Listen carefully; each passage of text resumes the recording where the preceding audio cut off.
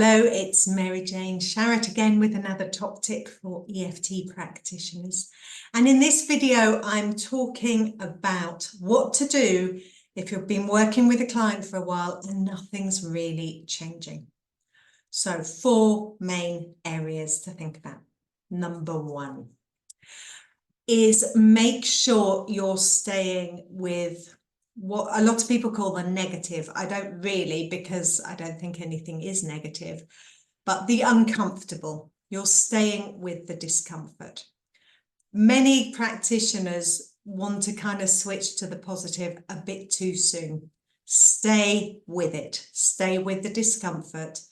Words that I often use with a client would be something like, just sit with that discomfort, give yourself permission to be with it for a moment and know that we'll move through it. Because we do. We know that with EFT, we move through discomfort really quickly. So give them permission to be with that discomfort. The second thing is to be specific. Make sure you're being specific enough, that you're using the client's words, that you're embodying the emotion. Where do you feel that in your body? Does it have a shape or a size or a weight or a colour? And use those words in the tapping. So being really specific.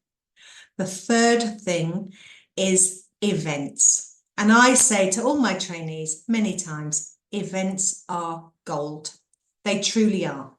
If you've got an enormous bramble growing in your garden, you will not get rid of it until you dig out the roots. You can cut it back and it will keep growing. You need to find where it begins and dig it out. And it is like that with events. And I'm not saying dive into those big events in the first session, because often that's really not appropriate.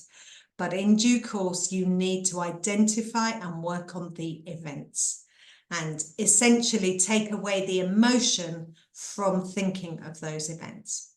Okay, and also, if you can, discover what belief was made around those events too. That is so important. So keep looking for the events. Engage the client in that. Draw the tabletop for them with the legs. Ask them to think about the legs. And the fourth thing to think about, if you've done the events, you're being really specific, you're using the client's words, you're staying with the unpleasant, the unwanted, and nothing's still shifting, is there a secondary gain? So is there some upside to the client of keeping this problem? Now, remember, we all have secondary gain.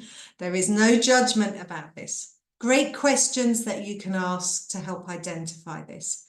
Is there anything bad that might happen if you didn't have this problem? If this problem went away, what would your life look like? Who would you be without this problem? Because for a lot of people, their issue is their identity. And if that goes away, who are you without it? All great areas to work on with EFT. We're not necessarily trying to sort out someone's lifetime of poor health or trauma or whatever else is going on in a few sessions. Relationships will often be much longer. I hope that's been helpful to help you if you're sometimes struggling to get outcomes and feeling like things aren't really moving, not really shifting. Another top tip coming soon. Thanks for watching.